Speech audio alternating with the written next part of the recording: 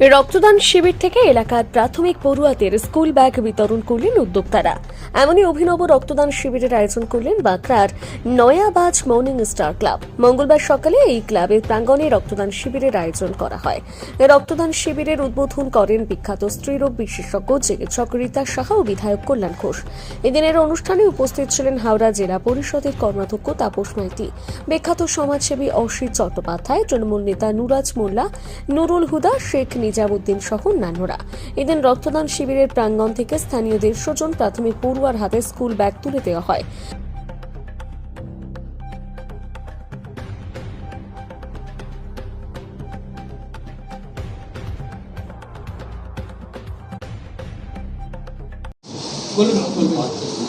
প্রত্যেকটা ক্লাবের উদ্দেশ্য হওয়া উচিত মানুষের সাথে মানুষের পাশে থেকে মামাটি মানুষের জন্য কাজ করা। মর্নিং স্টার ক্লাব দীর্ঘদিন ধরে এই এলাকার মামাটি মানুষের জন্য কাজ করছে। আজকে রক্তদান শিবির, স্বাস্থ্য শিবির, চক্ষু পরীক্ষা, দন্ত পরীক্ষা থেকে আরম্ভ করে যেভাবে করছে, আগামী দিন এই মর্নিং স্টার ক্লাব আরও এগিয়ে যাক, তাদের সাফল্য কামনা করি। সারা বছরই বিভিন্ন কাজ নিয়ে ব্যস্ত থাকেন, সমাজের কাজ করেন, যার জন্য খুব ভালো লাগে। যেখানেই থাকি না কেন, যে কোনো অনুষ্ঠান হলে আমি নিজে আসি। এখনও আজকে আমি কলকাতা থেকে ডাইরেক্ট আসছি। আমি চাইব আমার ক্লাবের সদস্যকে সবাইকে সম্মান জানাই। প্রত্যেকটা সদস্যরা যাতে এইভাবে কাজ করেন, আপনারা উপরবেলার আশীর্বাদ পাবেন, মানুষের দোয়া পাবেন। আর এইভাবে কাজ করলে আমি আপনাদের সাথে থাকি। দান আপনারা সবাই জানেন, রক্ত ছাড়া তো মানুষের জীবনের প্রদীপ চলতে পারে না। মুমূর্ষু রোগীকে যখন আমি রক্ত অভাবে কোনো রোগী মরতে দেখি, যখন মারা যেতে থাকে, তখন যেন আমার মধ্যে আশা প্রত্যাশা সমস্ত কিছু নিভে যায় এবং আমার জীবনের প্রদীপও নিভে যেতে থাকে। সেই জন্য এই রক্তর মূল্য যে কত অসীম, এটার কোনো জাত ধর্ম কোনো কিছু হয় না। রক্ত মানে লাল, প্রত্যেক মানুষের রক্তই লাল। এই রক্ত হচ্ছে লাল, লাল হচ্ছে উষ্ণতার প্রতীক।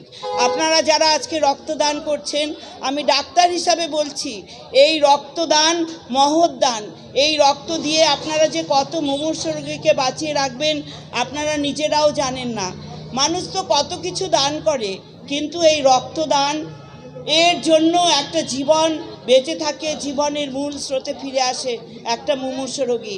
সেই জন্য যারা রক্তদান করছে এখানে, এইটা আসতে পেরে আমার খুবই ভালো লাগছে এবং আপনাদের সবাইকে আমার ধন্যবাদ এবং সানুরাগ অভিনন্দন।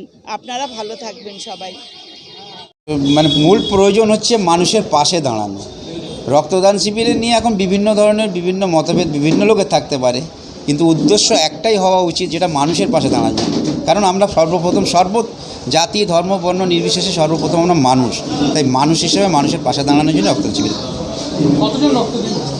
আমরা 60 জন টার্গেট, 60 জনের থেকেও আমরা অনেক বেশি এক্সপেক্টেড, কিন্তু আমাদের আরও রক্তদান শিবিরের সঙ্গে স্বাস্থ্য পরীক্ষাগুলোকে দেখতে হচ্ছে, সেই জন্য ম্যানেজ করার জন্য আমরা সেটাই করেছি, প্রতি বছরই করি।